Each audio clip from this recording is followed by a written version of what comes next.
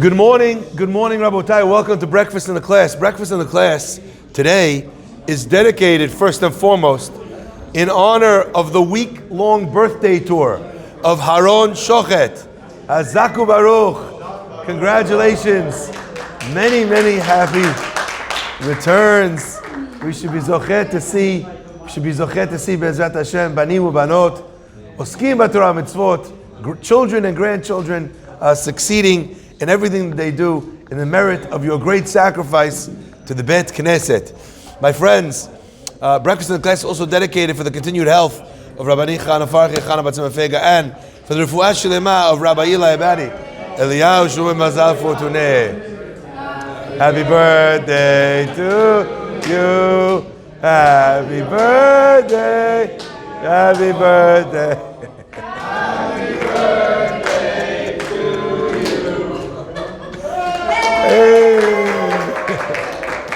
In my life, I never saw a birthday cake with a yahrzeit candle.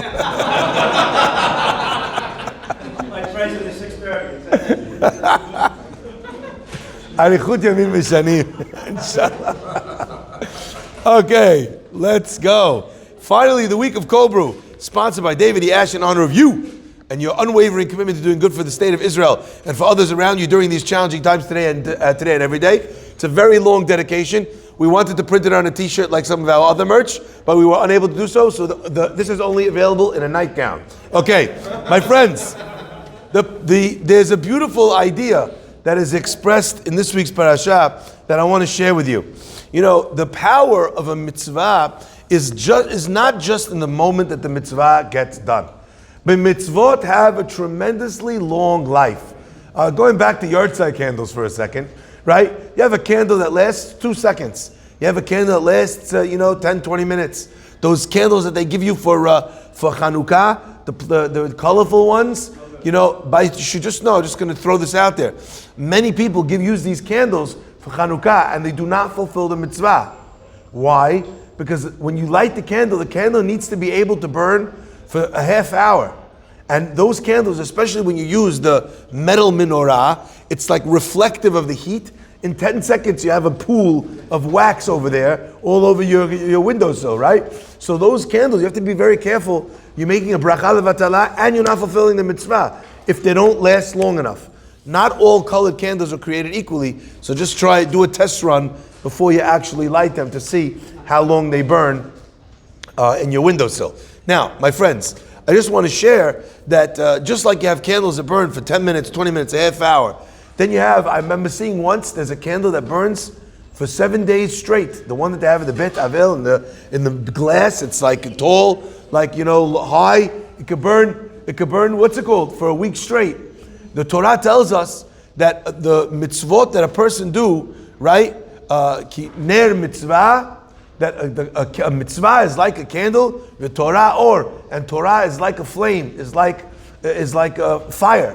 So the ner is a mitzvah, but not all candles were created equally.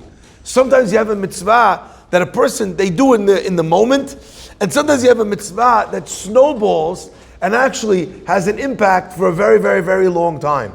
Let me give you an example, just a simple example. We printed those sheets for Tehillim.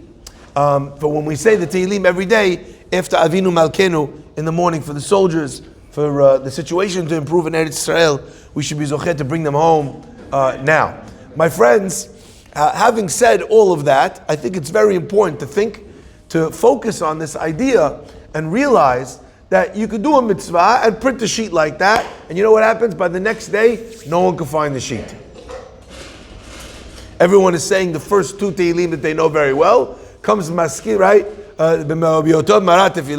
I'm saying it all by myself. Okay? Now, you have other things, right? Cards, that they're indestructible. If there was an atom bomb, these things they would still find them, sprinkled around. The cards for the Kohanim is one example. Those things are bulletproof. I don't know. They always manage to find their way back to the bima, right? They're always there. It's unbelievable. Certain things, certain mitzvot that you do, if you do it with the right zechut, with the right intention, Hashem blesses the action of that mitzvah to be able to be around for a long time. You have a guy who starts a class, it goes for 5 sessions. You have someone who starts a class, 5 years later, the class is still going. Right? You have to have a zechut for the mitzvah that you do to really have legs. To be a candle, like we say, ki ner mitzvah v'torah or. But what kind of ner is your mitzvah going to be? So my friends, I want to share just a simple idea, because there's 2 ways that a mitzvah could last a long time. Let me give you first the example of Avraham Avinu. Avraham Avinu says to his servant, to Eliezer, his right-hand man, his best friend. He says, Eliezer, Dachilak, do me a favor. Promise me, Lo tikach isha lebini, mi benot haKenani. Don't take a wife for my son, for Yitzchak, from the Canaanite girls that live in the neighborhood. Asher anochi yoshev bikirbo. Don't have her marry someone from here. Rather, I want you to go on a quest. I want you to go on a mission. Ki el moladiti. I want you to go back to my place, the place where I was born, and I want you to find a girl from there to marry my son Yitzchak. And Eliezer swears. The Sefer Ktav HaKabbalah asks, why was Avraham so dead set against him marrying someone from the town? What was the point of that? Listen what he says. Ki haKena'anim, he says, Hayu ra'im b'midot u'b'ma'asim. They were people who, in their character traits, in their deeds, they were wicked people. Be'emunah meshubeshet. Also with a sense of faith that was really distorted. Ve'ele ya'asu roshem beguf hanefesh. And that makes an impact on the body of the person and on the soul of the person. V'ya'avru rishumam el habanim. And that impact would be passed along to their children. Ki yishtalshelu mehem, because they come from them. What they are in their bad midot, in their bad, terrible outlooks, is going to get passed on to their children. Kisin'ah, like hatred, nikama, revenge, achzariyut, cruelty, v'chema, anger, chilut, stinginess, v'chadomeh.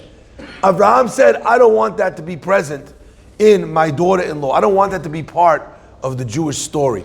My friends, when we talk about a mitzvah having legs and lasting a long time, what are we seeing over here? We're seeing that mitzvot and averot, they can not only last a long time in this world, have a long half-life, ya'ani, but rather they can be passed down to the next generation. They can take on a life of their own, move, so to speak, like a virus to a new host, and feast on that body for the duration of its lifetime, then thereafter being imparted to the next generation. My friends, Rav Shalom Shwadron was fond of talking about a certain man who lived in his city, and the man's name was Zalman. His name was Zalman HaKa'asan, Zalman the angry one. Now I kind of feel like you don't just get that nickname easily, right? It's got to be something serious. It's got to be a big deal. It's not like someone gets angry because you mispronounced a word during the tefillah. It's when someone has a real ka'as, when someone has a real anger. Zalman was always angry at everybody. Comes the end of his life, the last minutes, they call the Chevra Kadisha, they call the Holy Burial Society. They come round the bed, they're there with him in his last moments, they're praying. In his last moments, he had some kids, troublemakers, running around. They hear about the fact that the Chevra Kadisha, the ambulance, with the sirens went somewhere. They went to go see. Anyway, they climb up, they're looking in the window in the room where Zalman, the Ka'asan, Zalman, the angry one, is lying there in his last minutes with the Chevra Kadisha around him. Zalman looks up, and what does he see in his window? He sees the faces of these kids. And he raises up his hand and his fist to them.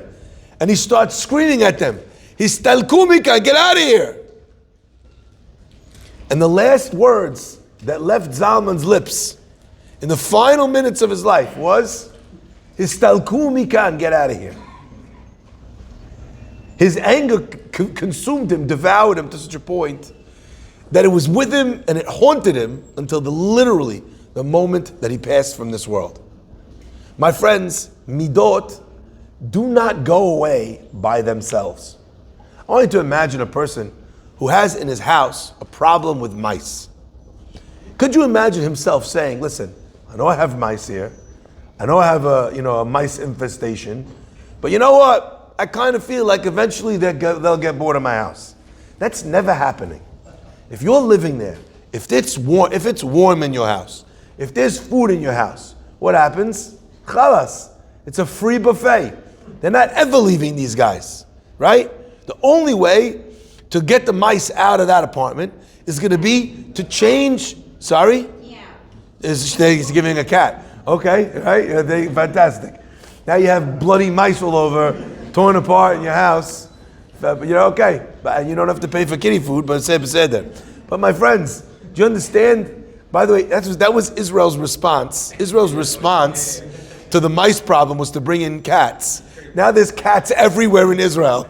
You can't walk anywhere without stepping on a cat, right? They live in the garbage. They're jumping out at you in the middle of the night. So every problem begets another problem. So anyway, how are you getting rid of the mice in your house? Two ways. First of all, the picture of the mice Rebbe. Yes, that's a thing. There's a certain rabbi who has the dubious honor of being the mice rabbi, Reb Chaye from Kerestir. People get a picture of the mouse rabbi and they put it in the house. Anyway, restaurants also. You ever see this? By the way, if you ever see a picture of this rabbi in a restaurant, run. Run faster than the mice that they put the sign there for, right? I know a lot of people, they walk in, they see a rabbi, they're like, oh, extra kosher. Not extra kosher.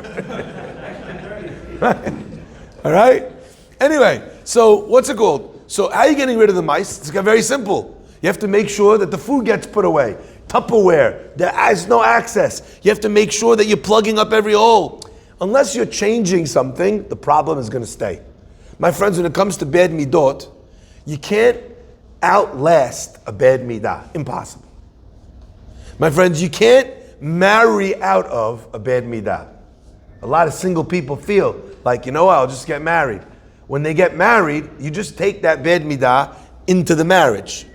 They think, oh, you know what, I'm young, it's okay, I'll work on myself, I'll refine my character to be like my parents, to be like my mentors, to be like my role models. You know when I'm grown up, you know what, you have that problem when you're single, you'll have that problem when you're married. You have that problem when you're married, you'll have that problem when you're a dad. If you're angry at work, you're going to be angry at your kids. Ka'as has no compartmentalization. Anger can't be confined to one place. The mice are not only hanging out in one room, they're going everywhere. So my friends, when a person sees that, you have to understand that the power of a mitzvah, of an averah, the power is to break through every door, get to every part of your life, but also to last in your life for decades. The things that you want in your life, make space for them, develop them, expand them. The things that you don't want in your life, make sure you get rid of them. But my friends, most of all, sometimes, I don't know if you ever see this before, a guy is willing to endure a lot of discomfort in his home. If it's freezing cold in a guy's house, what does he do? He puts on a sweater. Or he just kind of sits there like this. He's not bothered enough. Now his wife comes into the room. Now he's turning on the heat. His kids are in the house. Now he's worried about changing it. For him himself, he don't mind sitting there in his couch watching his football game with gloves on. He's perfectly fine. His wife walks in. She's like, I can't live like this. He's like, I'll buy you gloves. My friends, do you understand?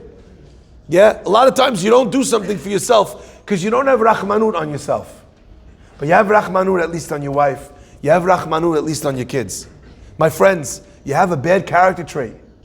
You don't have rachmanut on yourself. Have rachmanut on your wife. Have rachmanut on your kids. They have to live with the person you are in those ugly moments. Where in the last minute of Zalman's life, instead of saying Shema Yisrael with his hand on his eyes, he has his hand in a fist, screaming at the window one last time, losing his temper one last time before he passes away. Is that what you want? Do you want it to chase you to the grave? Do you want it to transfer to your children? Or do you want to choke off that bad midah? You have big mitzvah. You want it to die with you, or you want it to spread its light everywhere? You need to put effort into doing that. And I'll tell you something. In terms of the mitzvah itself, the flame of the mitzvah burns long after the mitzvah was done. And if you think that, you know what, I used to do this when I was younger, how many, just show a raise of hands, no one can see you, it's not on camera. How many of you had a beautiful practice, something good that you used to do when you were younger, and as time went on, you fell out of it, or you don't have the time to do it anymore? Raise your hand. Anyone? A good character trait, a nice mitzvah. It's even exercising, right? You have people who have good things that they do in their life. And then as time goes on, they just, I don't know. I used to do that. I used to run. I used to be out. I used to eat healthy. I used to watch. I used to do all these things. Now, I don't know. The flame of a good deed, the same way it could get passed to your children, it also lives inside of you, dormant, ready to be woken up again. And I want to share with you an example, a crazy example of this, and what this will end today. There was a woman, she's walking in Bnei Brak. As she's walking in Bnei Brak, in front of the Bet Knesset, the big synagogue in Bnei Brak, a car speeds up but doesn't see her, unfortunately hits this old woman, and she dies on the road right in front of the knis. Anyway, police come, they're trying to figure it out. Who is it? Hatzalah. Old lady, they get out her, they find on her person, she has a card, what's it called, an ID. They look it up, they call the place, they're trying to figure out who she is, to ID the body. Meanwhile, a few people from the shul, they see this woman outside passed away. No one knows who she is, Hazi case, they can't figure it out. Everyone gathers around, they start saying Tehillim around the body. There's maybe 10, 20 people saying Tehillim by this woman's body who's just passed away at the scene of the accident. Anyway, very quickly they find out, they managed to make a couple phone calls, right? It's in Israel. Everybody in Israel knows everybody else in Israel. Chaim, Ken, Misham, Ken, Ben Dod Shel Dudu. Right? It's like, that's how it works, right? 2 seconds later, someone gets the neighbor on the phone. They find out that this woman was never married. She's an elderly widow. She was an elderly woman. She never got married. She never had any children. She never had any, she has no family members. She's all alone in this world. This poor old woman who's now passed away. Anyway, the people start murmuring. They go run to the rabbi, and they knew that at the time the law was in Israel in a case like this, that they take the body and they do an autopsy and they harvest all the organs and they use the organs because you know what? There's nobody to say what she would have wanted to do. So they, so to speak, act on her behalf and make these decisions for her. The rabbi said, we can't allow this woman, we don't know what she would have wanted. The law is that they're now going to, do an autopsy. They're going to remove her body organs. Who knows if that's what she wanted? He said, he gave a psak halacha. He said, take the body, drag it into the Bet Knesset. They lift the body of this woman before anyone knows what's going on. They bring this dead woman into the Bet Knesset. That's not a normal thing. That's not a usual occurrence. You didn't, Baruch Hashem, you never saw that in the synagogue, right? But for her, in order to protect her, now the police realize what went on. They start telling, give us the body, we're going to take it, we got to do an autopsy, you're going to donate her organs. They said, look, it doesn't say anywhere that she didn't sign up for this, you can't do this, you don't know what she would have wanted, there's no one to tell you what the last will and testament, give her a proper burial. This story explodes. And within minutes in Bnei Brak, the place is packed, jammed with religious people, praying, saying Tehillim, forming rings around this woman that they want to protect her and give her a proper burial. There's no foul play over here. Everybody knows, open and shut case. She was run over by a car. We know exactly what happened. No reason, no foul play. There's no reason. Anyway, the police come. By now there's over 1,000 people. How did so many people get there so quick? The rabbi of the nearby yeshiva heard what was going on, shut down the Bet Midrash. The whole yeshiva, all the boys, all went out from the Bet Midrash to do to kavod for the met mitzvah, person who has no one in this world. Everyone is there. They're surrounding this thing, saying Tehillim, and they're starting. The police realize when the battle is lost, they back off. They let them bury the woman according to Jewish law. Anyway, it makes a big stink in the city. And it turns out that the Reb Chaim Kanievsky's mother, Reb Yisrael Yaakov Kanievsky was his father, right? He, his mother knew this old woman from back in the city that they were born in Kosovo, okay? And she said, I know this woman. I found out who she is. She wasn't someone who was religious. She wasn't someone that knew. She didn't keep anything. She would eat on Yom Kippur. How did she have a merit that she was protected in that way, that she was surrounded by all these angels, that she had a proper burial, that they didn't defile, they didn't do anything to her body that was not kavod for the met? How could such a thing have been? What did she do to merit such a tremendous miracle?